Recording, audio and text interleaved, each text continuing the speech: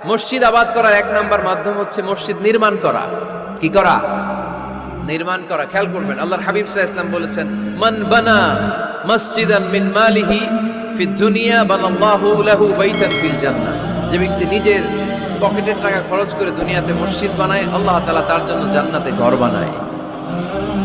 60টা জিনিস মানুষ মরে যাওয়ার পরে তার কবরে পৌঁছতে থাকে। ইন্না মিম্মা ইয়ালহাকুল মুমিন মিন হাসানাতিহি বা'দা মাউতিহি। মানুষ মরে যাওয়ার পরেও যে 60টা জিনিস তার কবরে পৌঁছায়, তার মধ্যে একটা হচ্ছে মসজিদান বানাহু।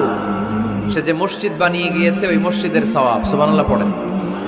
আপনি টাকা দিয়ে মসজিদ বানিয়ে দিলেন, ওই মসজিদে মুসল্লিরা নামাজ পড়ে, রোজাদাররা এসে ওখানে ইফতার খায়, তাহাজ্জুদ আদায়কারীরা তাহাজ্জুদ পড়ে, তাদের সওয়াবের কমতি হবে না, কিন্তু তাদের সওয়াবের একটা পার্সেন্টেজ সওয়াব যে ব্যক্তি মসজিদ বানালো তার আমলনামায় আল্লাহ ঢুকিয়ে দেয়।